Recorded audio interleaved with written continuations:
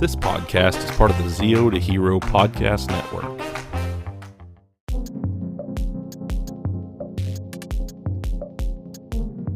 All right, everybody. Thank you for coming back to the show. My name is Jared. I am the host here at If You Give a Data podcast.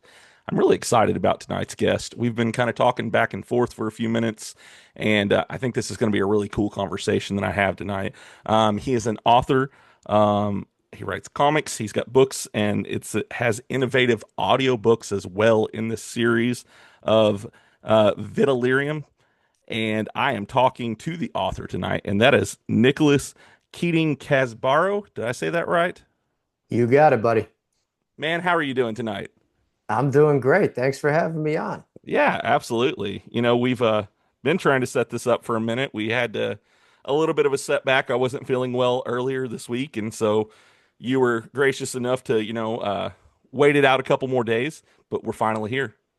Yeah, no worries. I totally get it. I've got a 2-year-old who comes home with a new sickness every other week. So I've been catching a fair few colds myself lately. Oh yeah, yeah.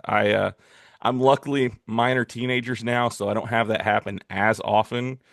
But man, I remember those days. It was rough. So I totally get it. Yeah, yeah. The joys of fatherhood, my friend.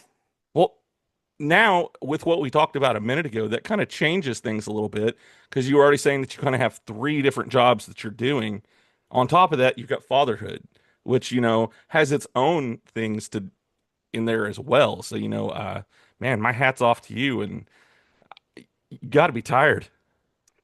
Yeah, I don't sleep much these days. Um, yeah, yeah. I mean, between the day job, my career for the last 11 years has been in medical devices. Hmm. So I've been kind of just traveling the country and meeting with surgeons, bringing new technologies to different hospitals. My specialty is traumatic or just basically burn reconstruction. Okay. Um, so you see a lot of pretty gnarly stuff, Yeah. but you also get to, really, I guess, have a small hand in being able to help some patients who are severely injured at times. So it's fulfilling for Right. sure in its own way, despite the travel. And then on top of that, my wife is a surgeon. I got one. I she's Short. fantastic. Yeah, she's a badass, and she's opening up her own practice, and so I've been helping her with kind of the business side of things there, Yeah. basically helping her get things off the ground, build the business plan, acquire capital, all that kind of fun stuff. And then I've got the book business, Yeah. and I've got some pretty, admittedly unrealistic expectations for this series of mine. Hey, it's a dream. It's what you want to happen, and you're going for it, and you're doing more than some. Some people just have the idea in their head; they never take it any further. So you've already made it further than most. Look, thank you for saying that, but I agree. It's funny when I started telling people that I wrote a book, I was Hmm. just kind of in the very beginning phases of this whole venture. Yeah. Um, I was surprised at how many people, like close friends of mine, even were like, "Oh yeah, I've always wanted to like write a book about this or write a book about that," and Yeah. I was like, "Well, do it. Like that's it. What's holding you back?" I mean, Yeah. I I um I mean, I somehow find the time. It's just What's finding their a excuse? schedule. Yeah, who knows? You know, Yeah. Yeah. everyone's got one. You know the Right. saying. Yeah, that's true. Yeah. But no, it kind of it was kind of cool to just see that it was not just, I guess, like an aspiration of mine, Yeah. but it is something that a lot of people would like to do. I hope more people do it. You know. For sure. For sure. I mean, we're creative beings, and it's important that we actually get this out there, when you have something. I mean, music, take that for example, if people didn't create the different types of music, imagine where we would be at now, even with stories, telling your stories, getting them out there. I believe it is a healthy way of expressing yourself, and it's important that you use those arts, especially when you have those talents. You should use them. Oh, no, you're right. The creative outlet, it's immensely important. And for a long time, I didn't even really know I was missing it. Yeah, I was just kind of caught up in everything everything else I had going on in my life. right. And um I'd kind of lost touch with a lot of the creative things that I enjoyed, and even just some of the subjects that I enjoyed. Like when I was a kid, I was a space nut. Yeah, I would nerd out over, all sorts. I had a telescope. I had, all the gadgets. I was really into like space and cosmology and all that kind of stuff as a kid, but I just kind of lost touch with that. yeah, And it probably started sometime around college. yeah. You kind of get lost. And I went to Northeastern University. I studied to be a physical therapist. I ended up graduating early. It Yeah. just turned out it was not what I wanted to do with my life. Only took me 5 out of the 6 years to come to that realization. But um, between like school and I was a collegiate pole vaulter. I was Okay. on the track team there, and then just you're in college. I was out there partying. Right. Um, I just didn't have anything for a while, and then that transitioned right over into my professional career. I kind of got right into medical device, and that was going really well for a while. And then at the last job, it was probably one of the bigger jobs that I had had, and I was on a plane 3 to 5 days a week. And That's a that's, lot. yeah, it's a lot, ton of travel, Yeah. um, demanding job, but definitely at the same time rewarding and fun, but still kind of missing something. And it wasn't until I got to a point, for the first like 6 months of the job, I was doing what everyone does on a plane. I was just binging through, you know, whatever TV show I could get my hands on. Yeah. Yeah. And I got to a point where I basically beat Netflix. And yeah, All right. yeah. Yeah. And so I remember the exact flight when this actually happened. I'm sitting in Miami airport. I'm waiting to board the flight, and I'm at my laptop downloading episodes to a show that I didn't want to watch. So a complete waste of time. But it was a Yeah. long flight, so I was like, I gotta fill my time with something. I'm not just gonna twiddle my thumbs. Right. Um, and I just kind of was like, this is all a waste of time. Like this is what I do on every flight. Um, why don't I do something else? I just needed some kind of change. And so I had had a bunch of different ideas that, had come from a number of different sources. Yeah. I mean, some of the ideas stem as far back as like my high school days, Okay. daydreaming in class and Yeah. doodling when I should have been paying attention. And Yeah. I, it was right after COVID as well. So, there was definitely some current events. There was a lot going on in that period of time, some current events that, I guess kind of gave me a little inkling of inspiration. And Yeah. then, I was like, all right, well, you know what? Let's see if I can do something with this. So I started when I sat down on the plane and I said, all right, well, let's start with like a history.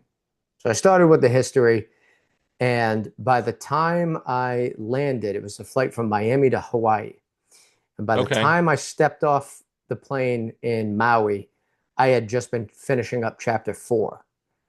Oh, wow. So it Yeah. all just, yeah, it was like all at once, boom, right there on the computer. It's like a faucet I couldn't shut off. Um, and that just goes to show, like, it's like it had just that creative Yeah. kind of whatever it is, that creative juice had just been building up so long. I had Exactly. Yeah. done nothing with it, and it, yeah, it just snowballed from there. Yeah. Yeah. Oh, and I like how you said that, how it just almost like you couldn't stop, you couldn't turn it off. It was just flowing, you know. And when you're in that spot, man, it's such a good feeling too, being able to just get that out there. And, when your brain is just moving and time just means nothing at that point, being able to have that creative side. I love that feeling. It is. It's you can get lost in there. You can. It's Yeah, it's nice. And it's funny you mentioned the time thing because I've never really talked about it, but like it flies by. it It's does. it's Yeah. amazing. Yeah. Um, I don't know what it is, like a cheat code Yeah. to yeah. But yeah, it's addicting. The feeling is really addicting. And I was Absolutely. certainly after that first flight addicted. And that's when I kind of decided to, take it serious. Yeah. Yeah. So I was kind of reading some stuff on you on, how you got to this point, and it says something about a specific dream that helped you to write your story. What do you mind sharing what that dream was that you It's had? uh it, it's it's a number of dreams. A number of Uh, dreams. Okay. I got some pretty fucked up dreams, Jared. I All right. Yeah. and that's definitely another thing I wanted to work in there. There's a little bit of I'd say a cosmic thriller, like almost like a cosmic horror element Okay. attached to one of the themes in the book, and it is one of the longest running narratives in the entire series story arc. What you end up seeing in the first book is just kind of a glimpse into basically a question you don't even figure out until the end of the entire series. And I have Okay. 7 books planned, so Yeah. I've got some time to build anticipation and everything else. But So, as far so as the dreams, oh, sorry, yeah, no, go ahead. You're good. Go ahead. yeah, I was gonna say, as far as the dreams are concerned, it's a mixture of things. There are a couple of like really like strangely vivid dreams that I've had that Yeah. all seem to have that kind of we'll just say have like a sci-fi element to them. Yeah. Yeah. Um, some involving like spaceships coming in, and some involving just really strange phenomenon. Actually, the strangest one, and I actually write about it in book 2. Okay. Little spoiler. Um, I remember it literally like to this day, as clear as it was when I woke up that morning. Yeah. Um, I was in this apartment in Mission Hill in Boston because I went to school in Boston, Hmm. and the room that I had, it was an awesome place, beautiful townhouse right on Mission Hill. It's on the backside, so my friend's parents owned the place, so I got rent really cheap. It was a nice little Nice. deal I Yeah. worked out, Yeah. and the bed that I had literally went right up to this window. So the edge of like the surface of my bed was completely even with this window that basically spanned the length of the rest of the wall. So Okay. up to the ceiling and almost to both walls. Yeah. So I'd be laying on my bed and I could, if I had a particularly, rowdy dream, I could have rolled Yeah. myself right out the window. But I, I loved that room because of that window. Yeah. But I remember it felt like I woke up where I was laying and I was facing out the window. And I just looked, I saw like a little red dot in the sky and it started getting bigger and bigger. And what it looked like was this like tiny wind tunnel of looking like it was made of fire. Okay. And it Okay. came down and it kind of snaked up and around and right through the window and it hit me in my chest. And I woke up Oh, like I was on fire. Like I woke up like, holy shit. Like yeah. it was crazy. And that was a very, very strange one. Yeah. Um, there was more to that dream, but I Right. don't want to give too much away. Oh, you're good. But You're good. yeah. So uh, stuff like that. And then I don't know. Do you know what sleep paralysis is? I do. Yeah. Yeah. So I experience that on like a fairly regular basis, like Oh, anywhere from like once a month to like once. once every 2 to 3 months. It just kind of hits me. Yeah. Yeah. Um, and that is terrifying. Yeah, And that absolutely. no matter how many times I experience it, it's just as terrifying each time, even though I'm telling myself, you know what this is, just wake up, wake up, wake up, wake up. Right. You still get like terror shooting down your spine. Yeah. Yeah. And so I thought that would be kind of like a cool thing to integrate into the book in some form or fashion. Yeah. And I ended up doing that through the protagonist. The protagonist, his name is Roman Matthews, Hmm. and he's a rough around the edges type protagonist. He's Just a definitely little bit. a bit morally gray. Yeah. Um, when you first meet him as an adult, he's basically doing odd jobs for local gangs. Right. So he's kind of a mercenary. They call him a freelancer. Yeah. And yeah, he's a lost soul. He's kind of a drunk, and he's just basically doing whatever jobs he can to make a little bit of money, to drink himself to sleep, Yeah. and blow his money on booze and whores. Right. Yeah. Um, like I said, definitely an interesting character. But I integrated that kind of dream portion into his narrative because I felt like it would be a good way to, I guess, have a little bit of a source of guidance throughout the pretty serious odyssey I'm about to put him on. All right. Well, so you sent me I have the two comics that came out, and then you sent me I think book one is what I have. I haven't got to go very far into book one, into the first book, but I have read both of the comics more than once, and I gotta say I love those. From Yeah. one aspect, oh yeah, I'm a big comic book guy. I always have been. You know, ever since I was a kid. It's funny. My dad got me into them. The funny part of that is my dad's a pastor, you know, so and he got me into comic books. But I love even the art style. You know, it's very rich, and I love um, the storytelling that you do within it because I'm only two comics into this, and you can tell this isn't just a gritty character, but he has a rich backstory as well. And I am excited to see more of what is going to happen in these. Well, it's funny you should mention that All right. because comic book three, I just received the official final copy of it Oh, today. oh, sweet. Okay. So I've got a little bit of a gift for you. I'm actually attaching it to an email right now What? and All sending it right. to you. It's the digital version. All It's right. the best I can do. If I could, Oh, teleport a physical copy to you, I would, but we're not quite there yet. we'll get there one day. Yeah. Yeah, one day, one One day. day. Well, I appreciate So that. Yeah, I can't wait to read that. That'll be awesome.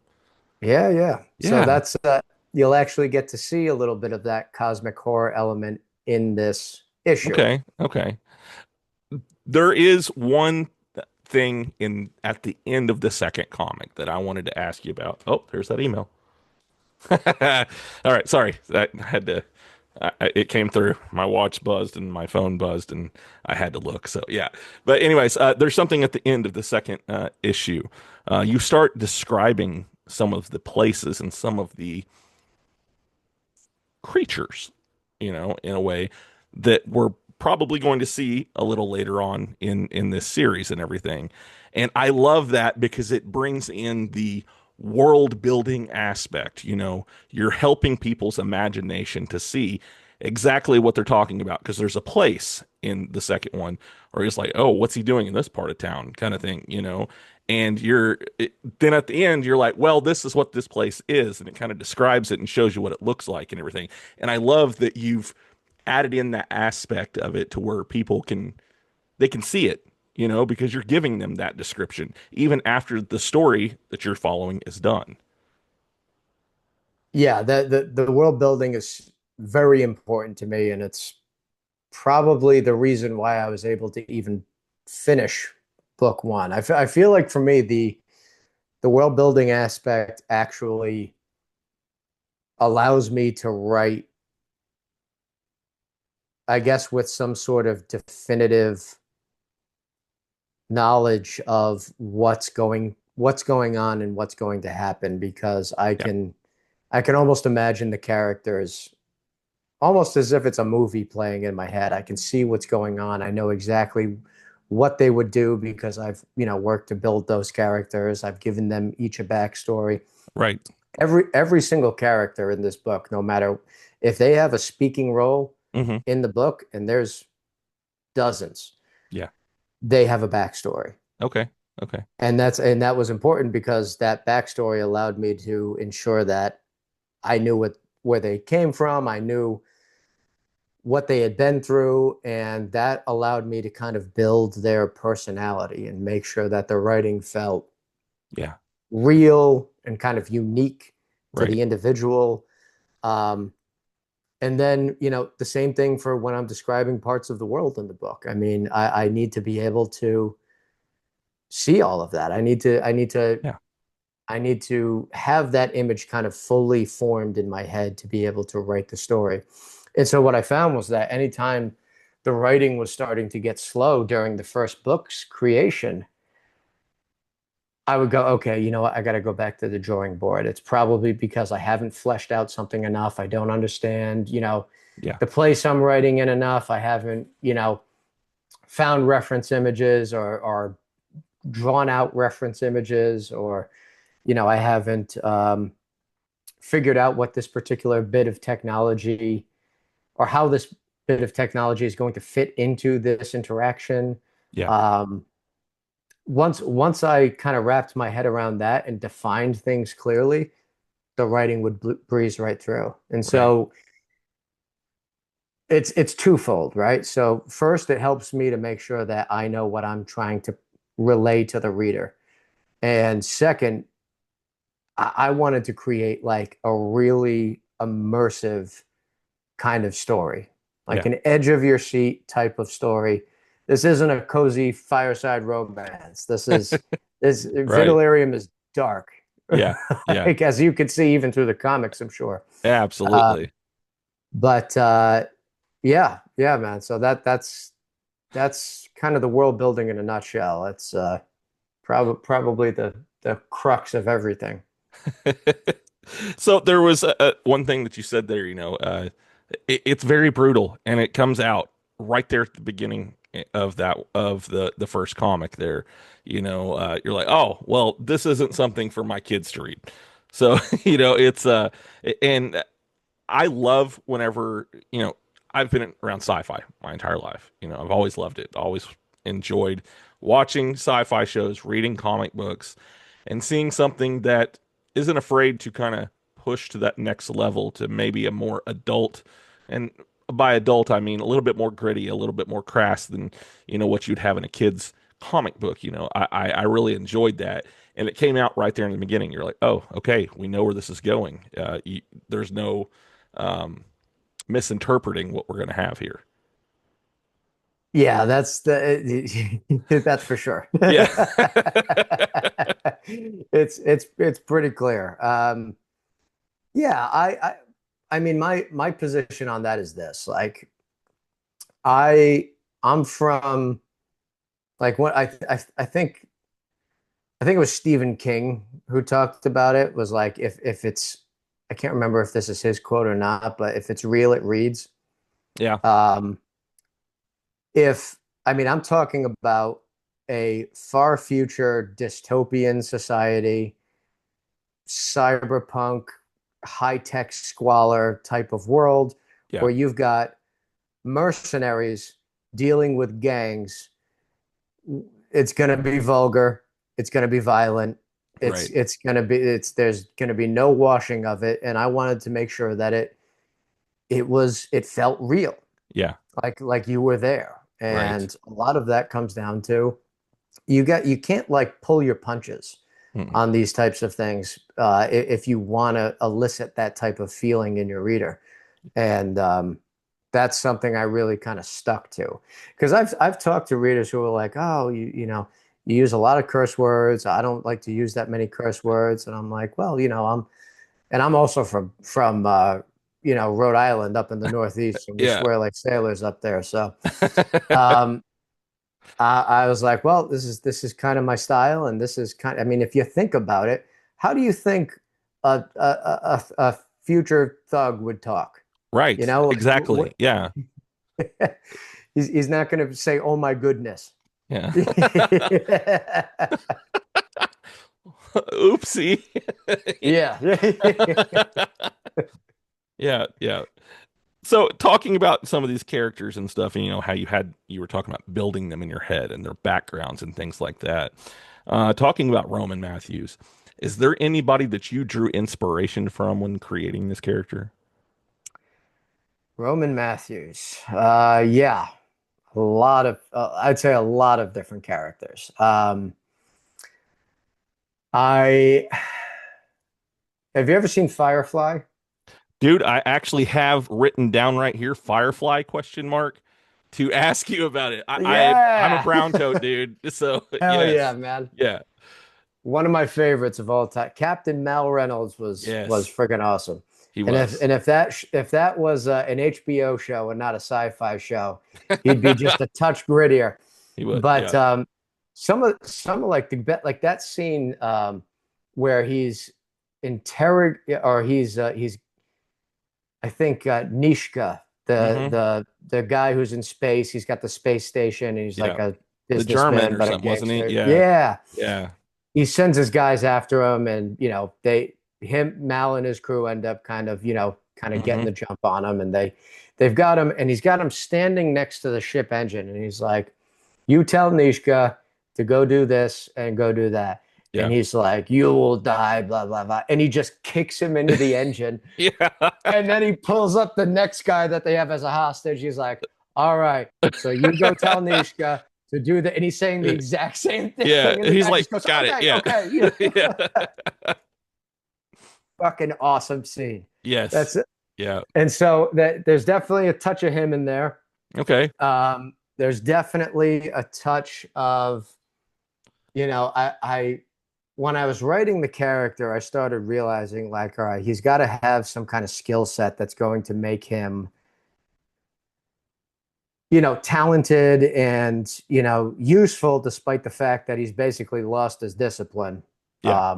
over the course of his backstory, which you learn about a little bit more in the book. Right. Um, and he's kind of lost his way. And like I said, he's kind of floating through life, right? He's kind of aimless.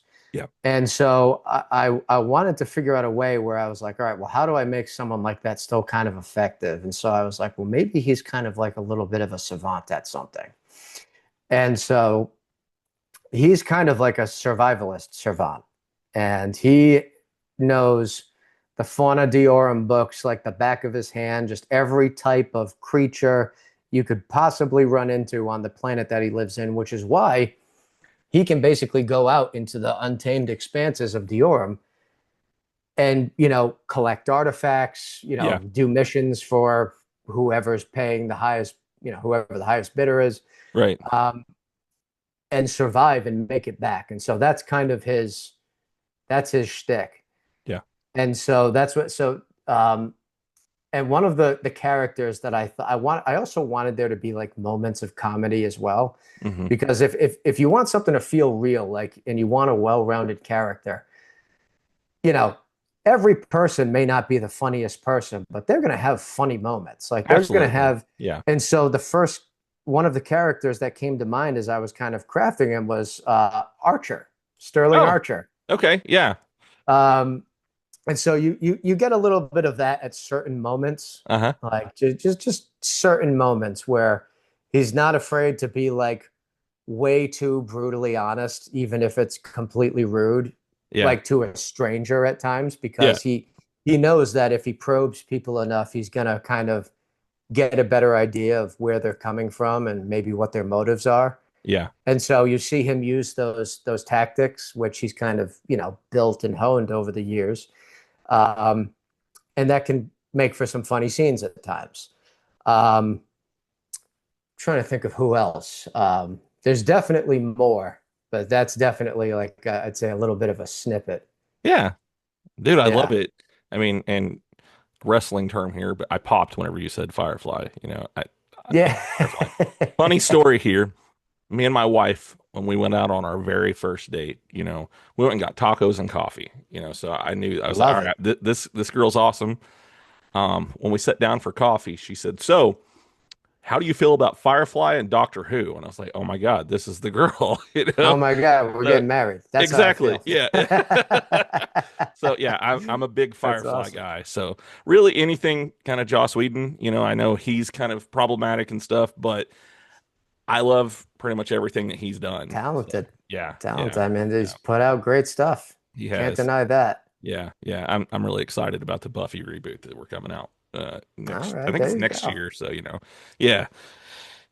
So when you are working on this project, I know you have an artist who you're working with on this. Are you coming up with the some of the art yourself, or how does that work? Because I know there's a process when it comes to writing the story and then having it translated into with the comics.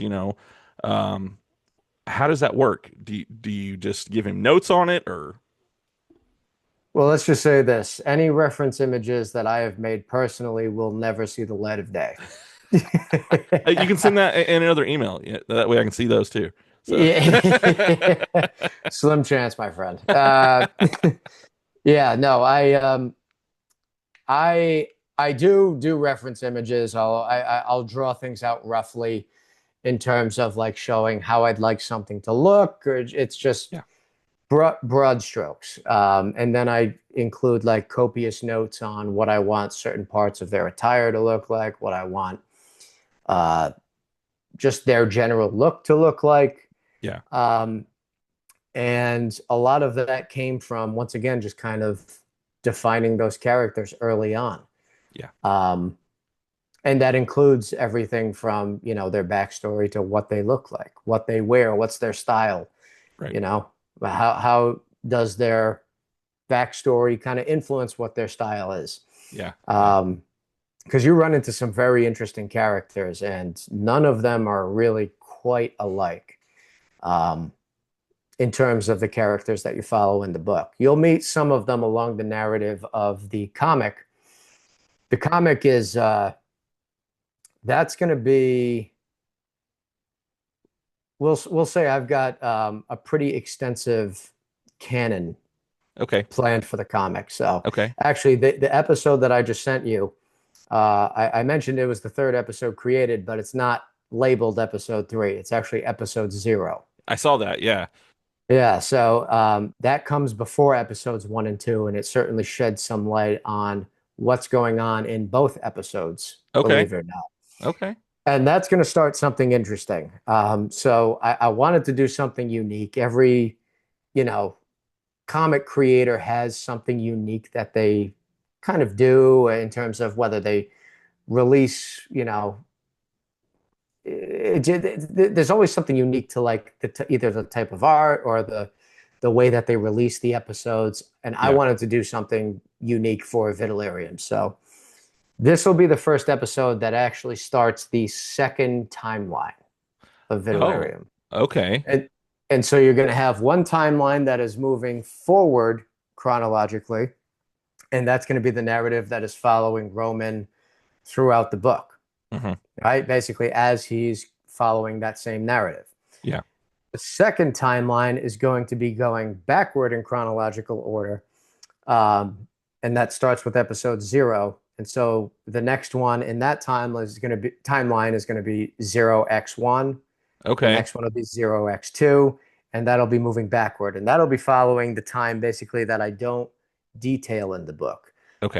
Kind of Roman as an adult, just doing these odd jobs for anyone under the sun who will pay Yeah. throughout the entire city of Kairos. And so you're going to meet some interesting characters, both in the underworld of Kairos. You're going to meet some interesting characters who are maybe even kind of politicians hiring someone on the low to try and get something done for them. Uh-oh. Um, maybe it's a random job. Maybe there Yeah. are a few you know um, morality building type Okay. of episodes where we show that there's a little more to Roman than meets the eye, and despite his penchant for violence and Yeah. certainly his talent for it. He does have a strange but present moral compass. Okay.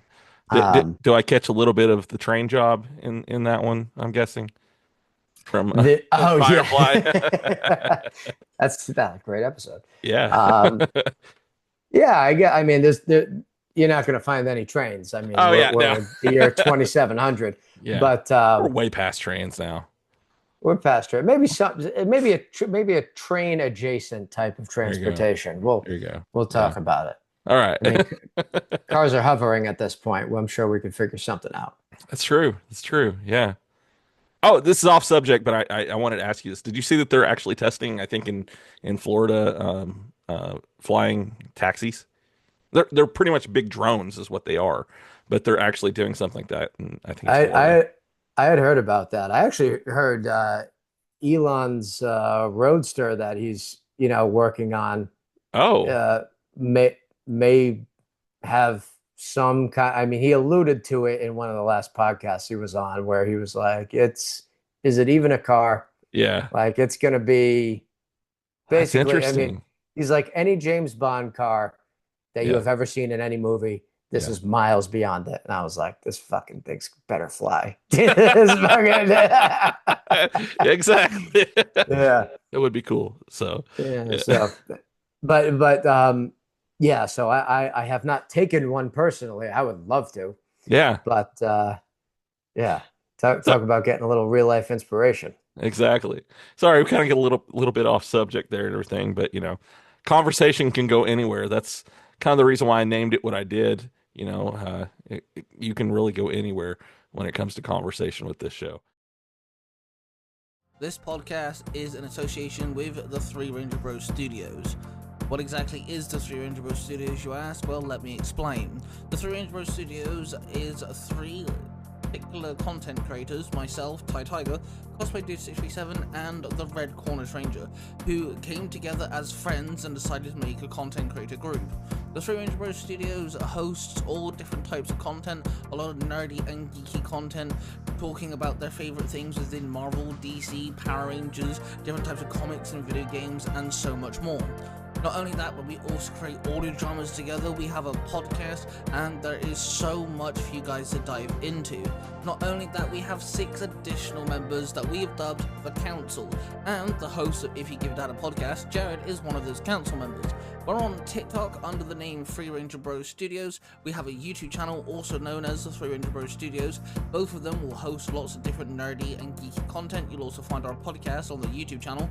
And then we also have the Three Ranger Bros Audio Library, which is another YouTube channel where you guys can find our collective collaborative audio dramas that all 3 of us have worked on and came together and brought you some amazing stories for you guys to listen to. We are the Three Ranger Bros Studios. You should come check us out. Wrestling fans, be there on November 15th when Ozark Mountain Wrestling presents Fallout live at the Rogers National Guard Armory. Witness the return of the hard-hitting assassin, Jakes Osei. The high-flying Sebastian St. James will look to defend his reputation as the Golden Boy of the Ozarks. Don't miss the smoothest man in the game, Mo Sweetness, or the debut of the mysterious King of Death, Rey de la Muerte. Plus a special appearance by NWA superstar Carson Drake. All the rivalries, all the chaos, all the fallout comes to a head on Saturday night, November 15th at the Rogers National Guard Armory. Doors open at 6 o'clock, bell time 7 p.m. Tickets on sale now at OzarkMountainWrestling.com. The name Vitalerium. Where did you come up with this name? So, Vitalerium is the name of the exotic, or I should say, the name that we give the exotic material we discover that allows for the golden age of space exploration to initiate. Yeah. And so it basically, we kind of stumble upon it by accident. So a small meteorite of it collides with this gigantic space probe that we as humanity send out in like, you know, maybe a few years from now, let's say. Yeah, yeah. And then on its return course, it crash lands. We had lost communications with it for, the longest time. Hmm. And it turns out that there is this strange substance, like this strange crystalline substance lodged in the side of our space probe. All right. And, basically upon testing it, it becomes clear that it acts as not only the fuel, but also the mode of achieving a type of Alcubierre drive. And so, you said you said you like Star Trek, right? Yes, yes. So this would be like your warp drive style All right. type of travel. So Okay. in the 90s, I think it was 1994, Miguel Alcubierre wrote a paper basically describing a workaround for the universal speed limit, that is the speed of light. Hmm. And he said that by condensing space in front of you and elongating it behind you, you could actually far surpass that speed limit, Hmm. and we'd be able to, reach places almost instantaneously. And so I kind of took some inspiration from that, because he actually describes that to be able to power something like that, you would need some sort of exotic matter. Okay. And so for my book, it was Vitalerium. Hmm. I also loosely based it on, have you ever heard of element 115? Not enough to say that I've heard the name, but I don't know anything else beyond that, really. Okay, so also got a little bit of inspiration from that as well. That's Okay. you start going down like the Area 51, Area S4, Yeah, yeah, rabbit yeah. hole. Right. You'll come across element 115 at some point. Okay, okay. And so it's something that Bob Lazar is.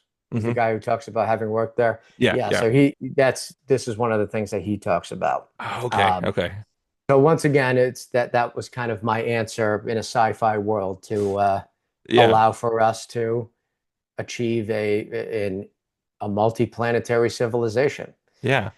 And so the funny thing about why I named the series Vitalarium, despite having worked with it for hundreds of years, it's the year 2700. We discover it in basically like 2080. There's still so much that we don't even understand as a species about this element and Yeah. this substance in general, what its capabilities are, how to work with it in different ways. We don't fully understand its potential yet. And like, for instance, we don't even truly know where it comes from. So when they discover the source of Vitalarium, they basically, all of the planets have this gigantic war over the Goldilocks planet that's sitting right in orbit beside this source. Yeah. But the source is this strange, it's like a fracture in space-time, like a Okay. strange spatial anomaly that we had never seen, never contemplated before, never even really planned for in Uh-huh. physics theory. And intermittently, every so often, bursts of these meteorites of Vitalarium will basically come forth from this spatial anomaly. And we don't know what's on the other side. Okay. No matter, we've sent unmanned probes, we've sent manned probes, nothing has ever returned, Yeah. and yet the Vitalarium still keeps flowing. And so there's like a big mystery surrounding that, and it's once again part of the basically the entire series story arc to understanding, like, what is it? And Yeah. what really is this? Because it's nothing like anything we've ever seen before. Right. And as a matter of fact, by physics standards, this type of substance shouldn't even really exist. Yeah. And yet here it is. Here we have it. Yeah. And Yeah. so, yeah, Well, I've got big plans for this series, my friend. definitely. I can see that. And, I actually was showing with my job, I actually do a little bit of training. And I was showing my current trainee, I was like, I'm going to talk to this guy. And I showed him some of your video content that you have on TikTok, and he's like, man, that seems really cool. And he said something about, I would love to see this as a TV show. So, I mean, what are the actual goals? What is the end goal for this entire series? I would like to see this basically in all mediums of entertainment Yeah. within the next 10 years. Okay. Okay. That, And so I've let once again, I started with the book. That was the best way for me to flesh out my ideas in long form. yeah. Make sure that it gave me time to build the world and to build the characters and really define them. Yeah. The comic book, that was my, or let's start first with the audio book because that's what came next. Okay. Allows me to reach more potential readers, Yeah. people who maybe they don't have time to, maybe they're, in a car like I am a lot, Yeah. and they don't have time to sit down and read a book. Well, let's make it available to everyone who, maybe wouldn't pick up the physical copy. Let's make an audio book and let's make it immersive too. Let's make it like really fun. And so I found this amazing voice actor. His name's Michael Neeb. Hmm. Shout out to Michael Neeb. He did a phenomenal job. Does unique voices for each character. He adds music, sound effects, voice modulation, tones when it gets suspenseful. So it's like you're listening to a movie. Oh, that's cool. Um, I love those kind of audiobooks. yeah, yeah. Yeah. Once again, I want this to be like an immersive experience. Yeah. Yeah. And then, and then next, I was like, well, how do I kind of really bring this to life? How do I make people see the Vitalerium universe? Yeah. And the next logical step to that, I'm going to all these Comic Cons. Why don't I have a comic? And so we started the Vitalerium comic series, and I've got kind of three people who helped with that because the first guy was um, my graphic designer, and he's the one who did my book covers. He's the one who rendered all of my characters in 3D Hmm. so that I could have references to put on the website. Good for marketing stuff. Good for people to imagine who I'm writing about. Yeah. And he also did like my logos, all that good stuff. His name's Ahmed Guitar, and he's awesome. I used those reference images to work with my illustrator, Francisco Nilo, out of Argentina. Great guy, very Mhm. talented. And he introduced me to my colorist, whose name is Chandran Panusamy, who's out of India. Okay. Adds that finishing touch that absolutely makes this comic pop. Yeah. And so that was the next logical step for me, was to create the comics. And I want to go back to I rendered all the characters in 3D because I love nothing more than and I don't get to do it very often. I used to a lot more, but not these days. I love a good sci-fi video game. Yeah. Like Okay. absolutely love like Mass Effect, Yes, that's one a of my great one. favorites. Yeah. The Witcher, Yeah. Yeah. fantastic game. Well, I mean, I could go on and on here, but um,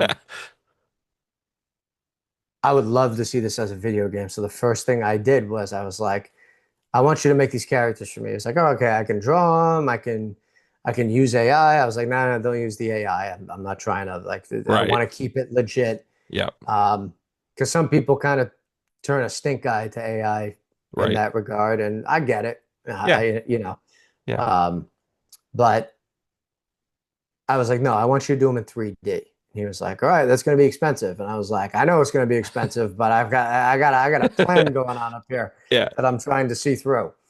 And so I literally did that from the get-go because I was like, I want to put it in people's minds that this is the direction that I'm going. Yeah. Yeah. And I don't care if I have to figure out how to raise the money myself. I'll bring all this shit to fruition. I want this as a live action series, an animated series, a Yeah. video game, a friggin' board game. I don't Yeah. care. Yeah. I call it that. I basically, when I talk to people at these conventions, they're like, "What is this?" I'm like, "This is a brand new sci-fi franchise that I am building from the ground up. Yeah. Well, welcome." Um, and I mean that when I say it. I Yeah. think when they leave the booth, they're either like that motherfucker's crazy, or they're like, oh shit, I think he really is gonna try and do that. Yeah. And Yeah. I certainly am. Well, Yeah. so I saw a couple of the videos, and you actually have people who have cosplayed as some of the characters, haven't you? Yeah.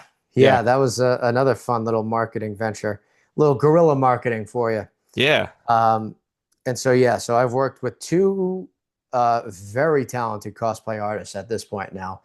The first woman's name is Shanice, and she goes by Luxty's Cosplay, Hmm. and she built a costume for the character Monique Magni that was like Yeah. movie quality, Absolutely. unbelievable, Yeah. and Yeah. she incredibly talented. She did it all herself, like every step of the way. She formed all of the foam. She painted it all. She soldered her own LEDs into the suit. Like Wow. it's very talented. Yeah. Yeah. And she even won a couple of cosplay competitions dressed as my character. So I Heck was yeah. like, Yeah. Marketing right there, man. That's like yeah, extra. hell Yeah. yeah, Shanice. I was crushing it. And Yeah. so she was awesome to work with. And yeah, she created a really great costume. The second person I worked with is a guy by the name of Matthew Harden, another very talented cosplay designer, and he created a suit of armor for someone else to wear. Okay. Um, and this goes down an interesting path because I actually modeled one of the characters, at least their likeness, definitely not their personality, but their likeness Yeah. after a good friend of mine who Okay. just so happens to be a stunt actor, and now even he's been getting into producing movies. Nice.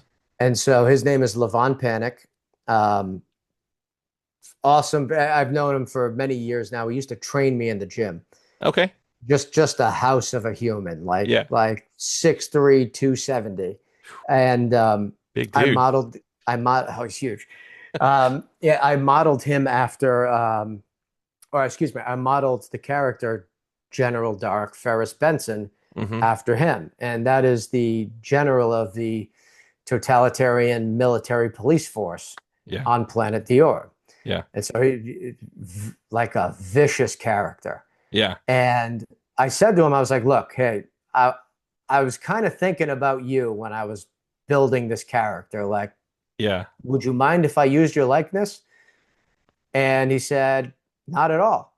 But Yeah. once we turn this into a real, movie or TV show, whatever we end up turning it into, you Uh-huh. better cast me as that fucking role. And I said, you got it. Now stay in Yeah. shape. So, like I said, so we had the costume, and it is a full suit of space armor that Yeah. we had made for this for my friend. And he came to actually Boston Fan Expo with me and walked around as General Dark Ferris Benson. That's cool. Once again, the LED lights on, the full suit of armor. I Yeah. actually had to. We got there and I realized I don't have a gun for this guy. Like this guy's he's a general. He doesn't have a firearm or anything. So I had to Yeah. run over to one of those booths that was selling the big plastic, Yep. Yep. space looking weapons. I had Uh-huh. to get him one and then run it back at the beginning. Oh, that's great. And we had to touch it up with a little bit of blue because it's Yeah, fitting. exactly. Yeah, I've Yeah. got a couple of those weapons back over there. Not the guns, but my kids both wanted swords the last time they went to a convention with me. So I know exactly what you're talking about. And they ain't cheap. So No, no, nothing's cheap. no, Nothing's that's cheap with true. these That's things. true. But The yeah, marketing yeah. on this is amazing. The amount of things that you've been able to do. I mean, I think how many podcasts did you say that you've been on so far? So far, like, oh geez, it's got to be at least like 30 something now. Yeah. So I mean, you're you can see the passion. You can see how much passion you have in this project, and you know, you've put a lot into this, your heart and soul. And I can see it. It comes across even in the story. The story is there. I love what I'm reading so far, and I'm very excited to when we get off of here read episode 0. So I can see what happened before to lead to where we're at now. And man, Oh yeah, man. like I said, that's part of the marketing too, is when you can see the passion behind the person creating it, that goes a long ways. It helps people to believe in the project. So, Well, I'll tell you this much: if it wasn't there, I wouldn't be doing it. right. Um, I have perhaps an addictive personality, we'll Okay. say. Yeah. Yeah. Um, I I get really into things. Yeah. Yeah. I get really, really into things. If like my interest is there, and this has been one of those ones where I don't know if this one's ever going to stop. I, I I That's a I've good been thing. enjoying the ride so much, man. Yeah. It's just it seems to like the work, despite how much time and effort goes into a lot of these things, like you said, all the different types of marketing and Yeah. just the world building and everything. But the thing is, it doesn't feel like work. Yeah. If if anything, I'll get back from my regular day job, Yeah. and I'll sit down and catch a second wind. Well, Yeah. because I Yeah. know, like, oh yeah, I've been waiting for this all day. I've got a good idea I want to flesh out. Yeah. Let's Yeah. hit the keyboard, Right. and that's a good feeling to have. It's a nice thing to have. That's why that Absolutely. creative outlet, like we were talking about earlier, is so important. Definitely. It it fills a space for sure. Yeah. Yeah.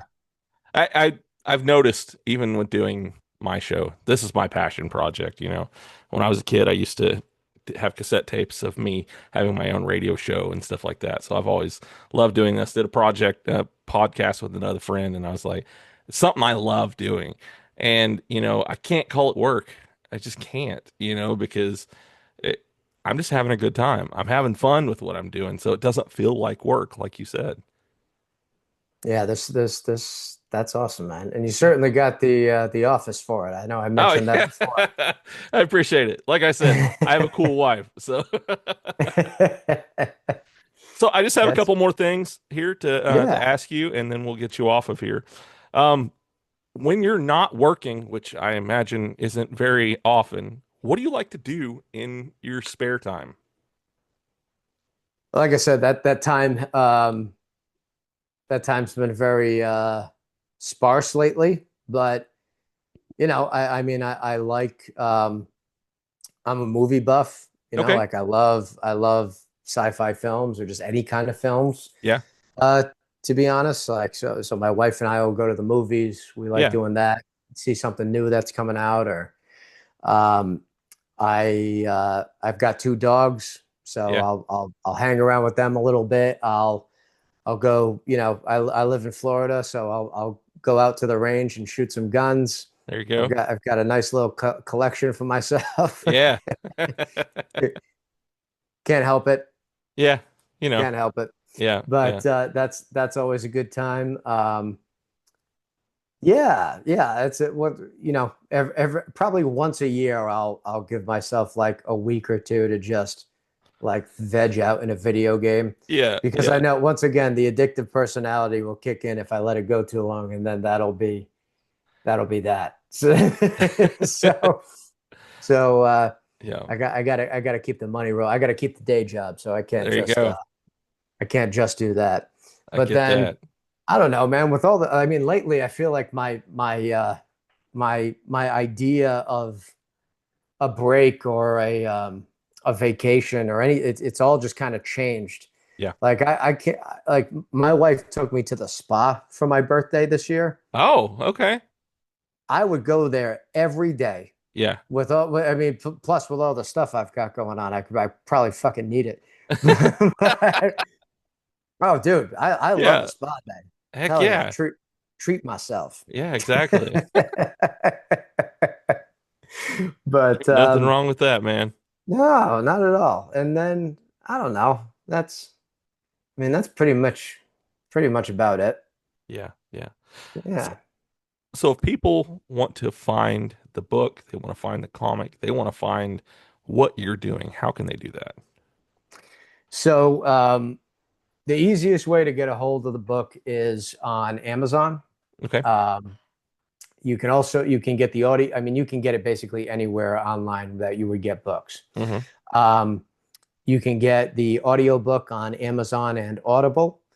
The comic books and all the limited edition stuff that I have limited edition book releases, comic releases. I've got merch, shirts, hats, 3D printed stuff, all sorts cool of stuff. Bundle too. Yeah. I just put that together. I actually haven't even listed that yet on the website, but that'll be up in the next week or so. All right. That's at my website. It's vitaleriumseries.com. And for everyone who doesn't know how to spell Vitalerium, I understand. It's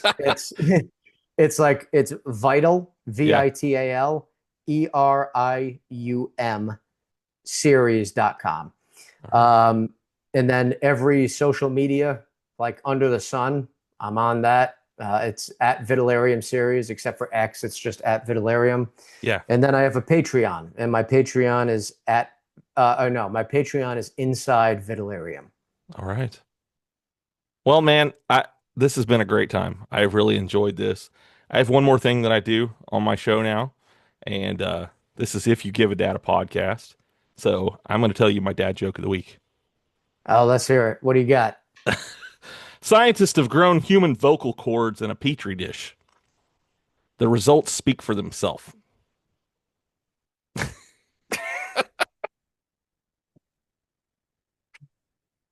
All right, man. Well, this has been fun, man. Well done. Thanks. Yeah. So I'll talk to you for a few more minutes after we end this recording. We're going to say bye here for now. Again, thank you for being on the show and letting me see all of this amazing content. And I can't wait to see what you got coming next. Thanks for having me, Jared. We'll have to do it again sometime. Absolutely.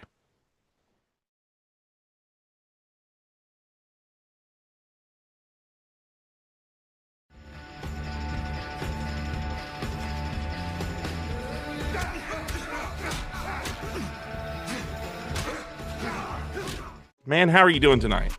I'm good. You forgot to mention that what a good dancer I am. Oh, are you a good dancer? I tend to agree with that. You know, I like Picard as captain a lot more. Yeah. Well, this is like the classic nerd conversation, isn't it? That's gotta like drive you crazy.